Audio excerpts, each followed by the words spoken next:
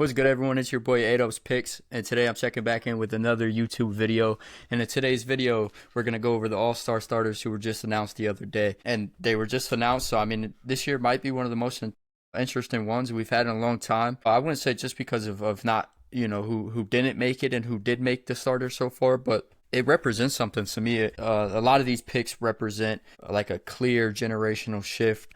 Some of the stars missed out on tiebreakers, and the NBA is ruling out a new All-Star format, which we'll talk a little bit about as well as we go further into the video. And we're gonna go over the starters, of course. We'll talk about all 10. There's two changes that I want to make out west that I don't think people are agree with, but we're gonna go over the starters, why most of them make sense. We're gonna go over the big talking points, the guys who barely missed it, like Anthony Edwards, Kevin Durant, Donovan Mitchell. There's a couple guys out there that missed it, so and then we'll talk a little bit about what the All-Star list, says about where the league is right now. So before we dive into the names, though, let's give some context behind it, and let's go over why. I feel like it's important to go over why these people were selected and how they were selected. So All-Star starters are selected by a 50% fan vote, so the majority of the selection comes from the fan vote.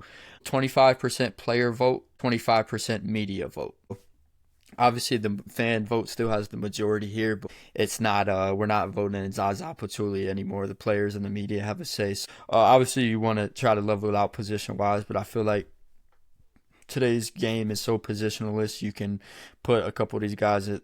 You could put them at forwards. You could put some of them at center. You could put some, so it's just positionalist. So I mean, key idea to have 3 front court, 2 back court still stands, but there's some gray area there. So the key things a lot of people don't understand is it's not just total votes.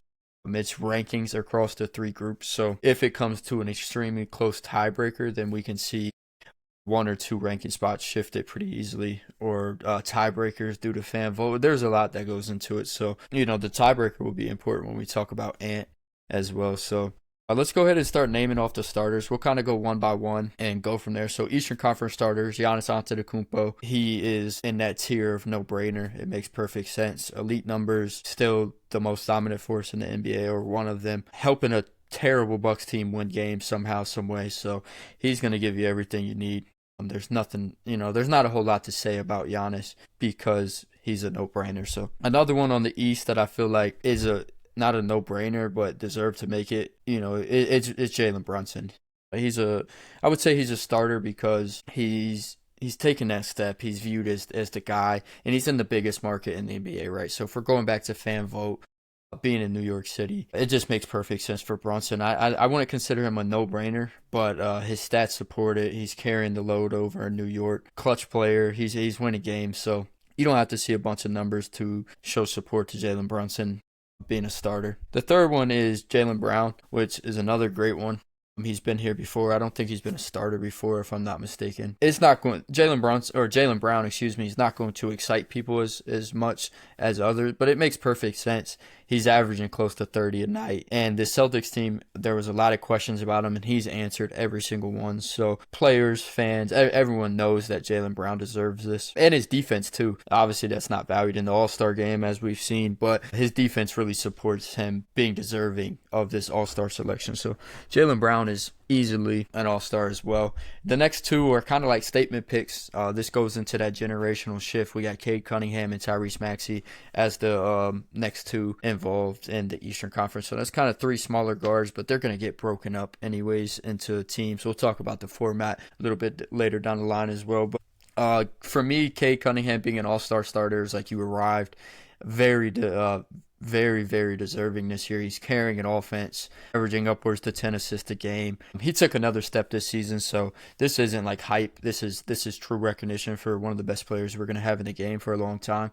And then Maxey is kind of a similar idea, right? Maxey's case is simple. He scores, he plays fast, he's efficient, he's been consistent. He obviously started out leading the league in scoring for a little bit. And he's in a big market in Philly as well. So when you have a guard like Maxey playing at a fun, fast-paced, putting up strong numbers, and efficiency, he's going to be rewarded with something like this all-star starter. So for me, it's perfect. I love the Eastern Conference starters. I wouldn't change much. There's one guy that we'll talk a little bit about down the line who I think could have been here. But I don't want to take away from these 5 starters right now. I think they're all very well deserving. So for me, the East represents established stars and young guards who are no longer waiting their turn. They're here, they arrived, and this shows a generational shift. So I think it's a good team. They obviously cannot compete with the West on paper. The Western Conference, in my opinion, is a lot better. But I like the team, and I think all of them are very well deserving. Not many changes I would make there. The Western Conference, though, is where it gets a little wild, and there's two changes I would make. We're gonna go over the starters first, and I'll talk about the changes I would make. Number one is Stephen Curry. He still, I mean, he's averaging close to 30 a game. He's still one of the most offensive or dangerous offensive weapons in the league. And when I think all-star, for me personally, I think Steph Curry, man. Seeing him on the three-point contests, doing skills competitions, things like that, and then on Sunday coming out shooting from half court. Steph Curry changed the game, and I was, growing into a young man watching that, still playing basketball. I wanted to be like Steph Curry, so Steph is very well deserving of another all-star start here. Fans love him, players respect him, media knows what he means to the game. It's not like forcing a guy into a starting spot. He is very, very well deserving of the starting spot based on this season, based on his past, and what he brings to the All-Star game. It would be not the same to see it without Steph Curry. So another one, Luka Doncic. I feel like a lot of people look at him as an automatic selection. He's got the 40-point games. He's got the high usage. He's one of the best offensive engines in the game. He really drives this Lakers team, which I don't think is very good, to be a lot better. So I like it. All-star guy, all-stars, I feel like he's a prime all-star, right? He's very well deserving of it. But we'll talk a little bit more about Luka here in a little bit. SGA, no-brainer. There's no more debate. There's not really much to talk about. One of the most consistent superstars in our league. A lot of people like to hate on him for free throws. I don't think they're watching the games, but he's one of those guys that is very well deserving. He shoots the three ball well this year, plays insane defense. This is still my pick for MVP. So kind of like Giannis, this is a no-brainer. And then another no-brainer would be Nikola Jokic. He's going to be a starter this year. Shouldn't surprise anyone. Obviously, he's been out for a little bit, but missing a certain amount of games here doesn't bother me at all. He's not going to rely on the highlights and the hype, but when you watch Denver play, even if you just box score watch, right? Even if you don't watch basketball as much as others, Jokic is very well deserving of it. And I love Jokic as an all-star player because it's almost like he doesn't want to be there, but he'll still go out and drop some dimes and really liven things up. He'll shoot some deep threes. So I like Jokic a lot as a pick. It's another no-brainer. Him, Giannis, and Shea would be the no-brainers of the group. And then 5 is Wembanyama. This goes into that generational shift as well. It's very telling that Wemby is a starter this early. I think he is deserving of it. Defensively alone, he's something we've never seen before. Block shots, rim protection. I mean, people are scared of this guy, and he's one of the youngest players in the league. So offensively, he is still almost unstoppable. You'll see him post up. You'll see him shoot the three ball. He'll put you through the rim if you let him. So his impact is undeniable. I think Wemby is very well deserving. And this is that generational shift that the league is embracing in real time, which I think is amazing. So the West starters for me just is dominance. It's pure dominance all the way around. Luka, Shea, Jokic, Steph, Wemby. This is dominance, and that's the best way I can describe them. But there's 2 changes I would make out west, and this is going to be controversial because not a lot of people are going to agree with these 2 changes. The first one that I would make is we got to find a way for Anthony Edwards to sneak in here. At first glance, like I said, I thought these rosters were perfect, and I didn't think there was any way you could get Ant in. But Ant didn't miss because he wasn't good enough. He missed because of a tiebreaker, right? So I feel like saying Anthony Edwards deserves a start is not anything crazy, and that's where a lot of people are at with it. And I was kind of against it at first, like, who do you start him over?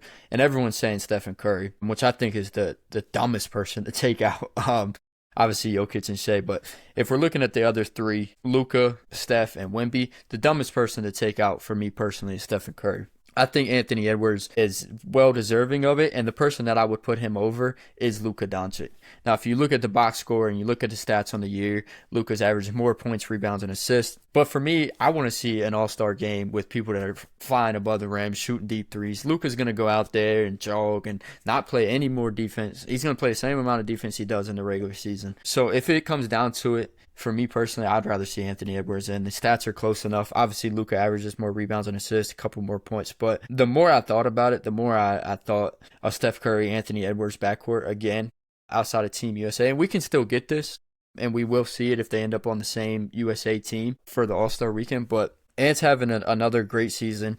He's winning games over there in Minnesota. He's one of the faces of the league. He is very, very well deserving of an All-Star spot. And I couldn't kick out Curry. Curry describes All-Star weekend to me. So what I think needs to happen is, me personally, I'm starting Anthony Edwards over Luka Doncic. You can call me crazy all you want. That's his personal preference. And I think Anthony Edwards is obviously will make it as a reserve. There's no doubt there. But I just think coming down to a tiebreaker, it's close. I don't think it's crazy for me to say or anyone to say. And the more that I thought about it, Anthony Edwards deserves a spot. I would kick out. I would take out Luka Doncic, man. I would start Anthony Edwards over Luka Doncic. You can call me crazy for it, but that's just what I think. And then staying in the Western Conference, one more change I would make is Kevin Durant over Victor Wembanyama. So Kevin Durant not being an All-Star feels strange. He's automatic. He's a starter automatically almost every year. He's a captain when they were doing captains. He's still one of the best scorers in the league. He's still taking over games. He's still efficient. He's missed a little bit of time, but that doesn't even matter.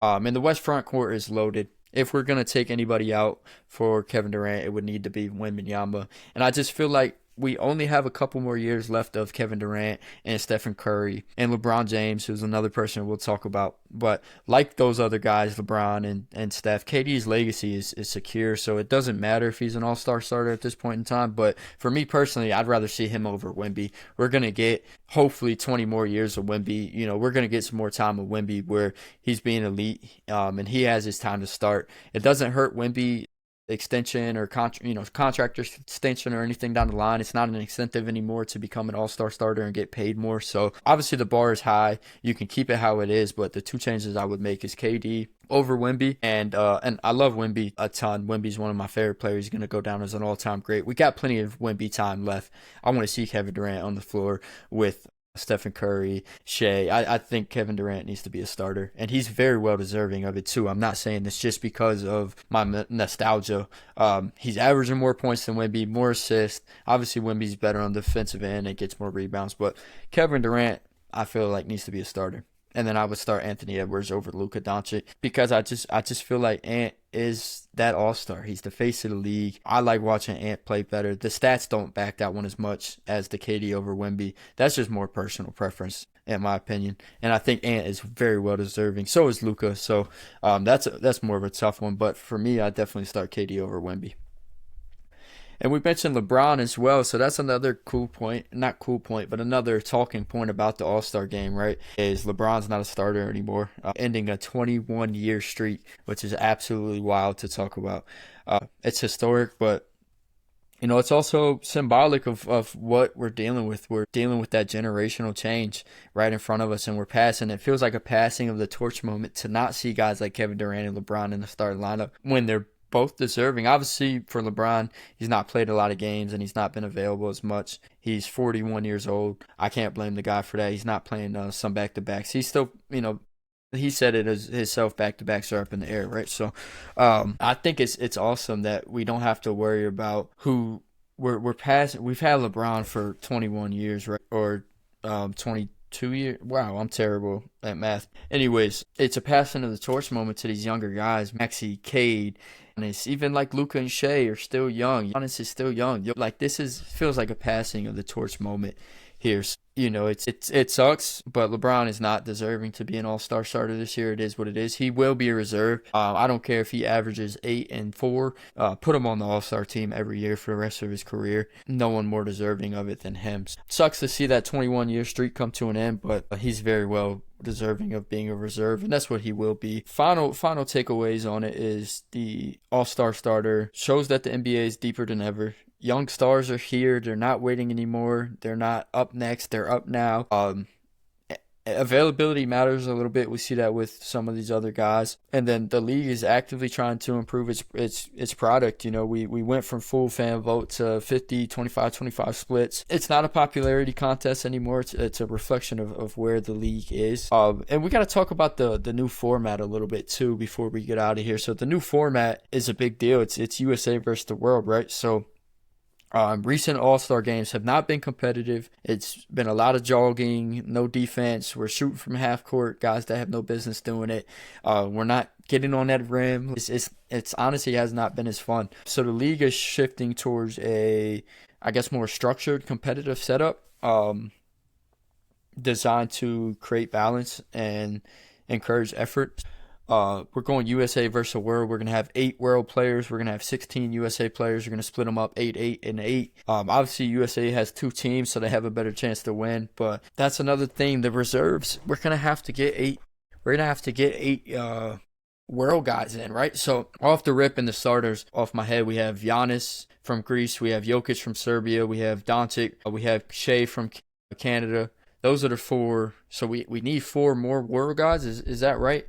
Because Wemby as well. Wemby's from France. So we have 5 world guys. We need 3 more world guys to have a team of 8, which this team is stacked. Oh my God. Thinking about Shea, Luka, Wemby, Giannis, Jokic. Those are the 5. That's insane. That's a crazy team. And then we're going to add 3 reserves in. So the 3 reserves that come to mind instantly that I think are going to get in regardless of what happens is Jamal Murray, Denny Avdia, and who was the third one? Alp. Alp will make it. I think those 3 are the shoo-ins. I don't know if Avdia and Alp deserve it, but they do at the same time. It's like, so we're going to have to make them a shoe-in because we need more world players, right? So that's going to screw some of these other guys out of it. Like Austin Reeves obviously has been hurt for a little bit. We might not see like Bam Adebayo. We might not see, which I don't know if he's deserving. I'm just thinking names. Devin Booker. What if Devin Booker gets pushed to the side because we have to get these world guys in? Chet Holmgren might not make it out west because the 3, you got to think, it's still East and West, right? The 3 guys I just named are all out west. So the East is going to be fine. We don't have to really mix in any world guys from out East. But out west, we got to mix in Avdia, Alp, and Jamal Murray.